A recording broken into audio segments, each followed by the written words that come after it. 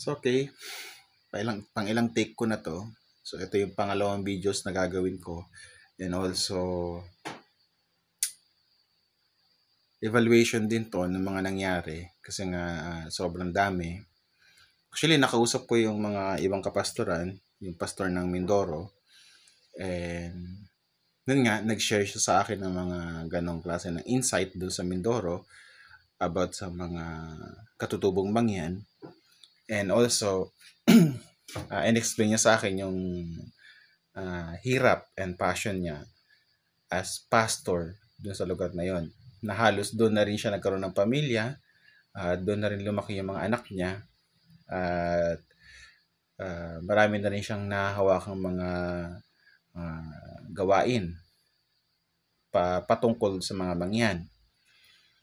At yun nga, bumisita sila dito, umattend sila ng seminar, 3-day seminar, and nakakatuwa lang yung kanyang ministry. Pero hindi nakakatuwa yung spirito niya. Yun lang yan.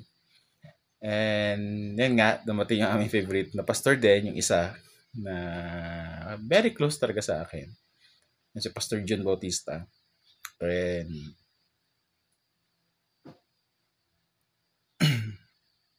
basta marami kami pinag-usapan. Hindi ko masyado ma-share kasi confidential yung iba. Tutuwa ako kasi nakita ko siya at dala niya yung blessing na pinagpipray ko. Pero syempre, hindi ko naman pwedeng sabihin directly na yun yung pinagpipray ko. Gusto ko pang alamin pa kung talagang yun ba talaga yon. Kasi yung kanyang mga sinabi sa amin, yung mga napagkwentuhan namin, mga fellowship namin, ay tugmang-tugma dun sa pinagpipray ko. And also, yun nga, may iba din na mga pumunta galing 13, sila Pastor, ano naman pangalan nun? Romel yata yun, o Romulo, kalimutan ko na. Basta galing silang 13, galing Hugo Perez, and also some pastors na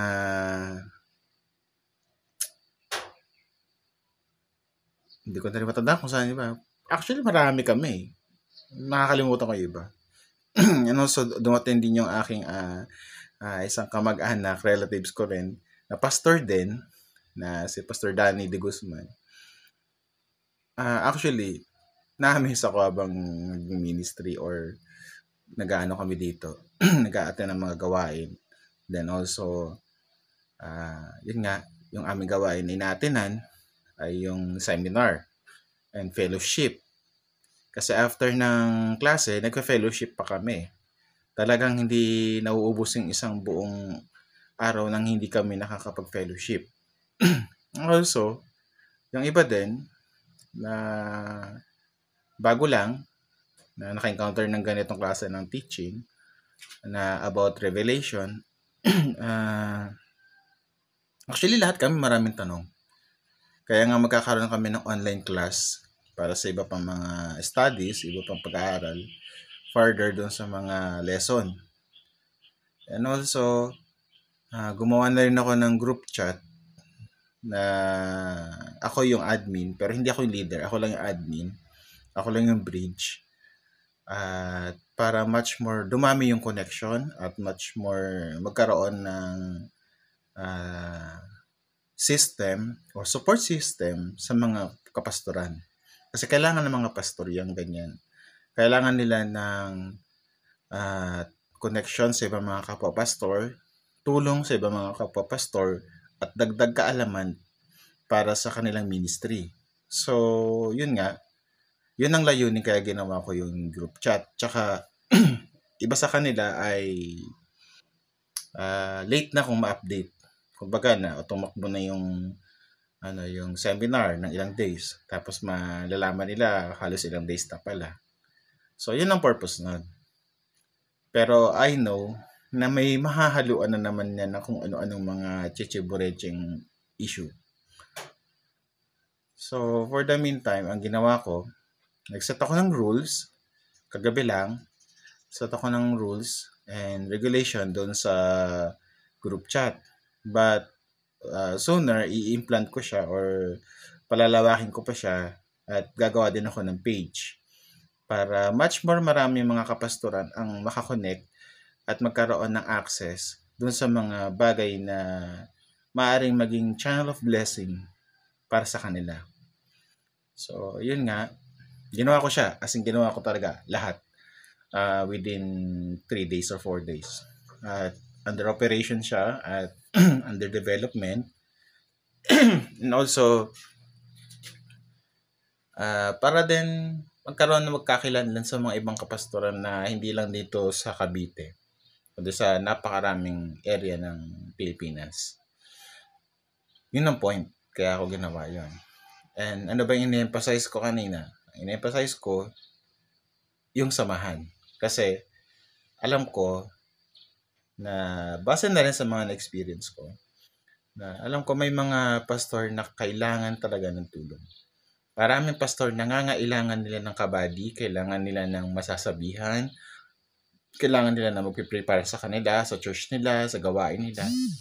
Marami. As in, napakarami nila. At yun nga ang kagandahan ng ginawa ko para makakonect sila. So, step by step ko pang ginagawa siya, mano-mano, and ginagawa ko to nang walang support ng kahit sinong tao. Walang financial support, walang kahit anong tulong mula kahit kaninong tao. Kahit kaninong Koreano, kahit kaninong pastor. Walang support to. Kumbaga ginagawa ko siya voluntarily. And yun nga, I know na darating ang panahon na magiging issue siya. Kaya ngayon pa lang, nire-ready ko na yung sarili ko. At alam ko na yung mga gagawin kong hakbang para much more siyang lumawak. Hindi yung issue, kundi yung samahan. Kasi alam ko, pag lumawak na ang isang gawain, yung gawa ng kaaway, talagang kikilos at kikilos yan. So, ngayon pa lang, alam ko na yung mga dapat kong gawin. And also, yun nakaka-amaze nga. Kasi ang saya-saya namin nung 3 araw na yon. At ang kukulit din ng mga kasama kong pastor. Na talagang, alam mo yon, hindi lang kami nag-aaral, nag-enjoy kami doon sa pinag-aaralan namin. Although, confusing yung ibang mga topic, pero nag-enjoy kami doon. Kumbaga, yung pag-aaral ng salita ng Diyos, yung revelation, ay tuwa kami kasi alam mo yun, nagpapalakasan kami, naiintindihan namin yung mga bawat salobin ng isa, yung main reason kung bakit kami humati ng seminar, at yung connection para sa iba pang mga kapastoran. So, doon pa lang, ang laking blessing na. So, yun ang kinontinue ko. Sinamantala ko yun para much more pang lumawak yun. And still continues pa yung mga ganong klase ng gawain. And also, for further situation, gumawa na ako ng account ko, main account ko para lang sa mga kapastoran lang at saka mga Christian leader. Na para madali sila makakonect if ever gusto nilang kumausap sa mga certain na tao or gusto nilang kumonek sa mga certain na mga ministries or certain seminars, madali na sa kanila. At may inform sila. Kasi mostly kailangan talaga ng seminar. Most of the pastors are wanted to have seminars. Another knowledge, another wisdom. So, yun ang ginawa ko. Gumawa ko ng system na para mag-support sa kanila without any support also sa sarili ko. So, yun lang. And baka mamaya gagawa uli ako. Pero sa ngayon, ito lang muna gagawin ko. Kasi ako ay mag-aasikaso. So, yun lang.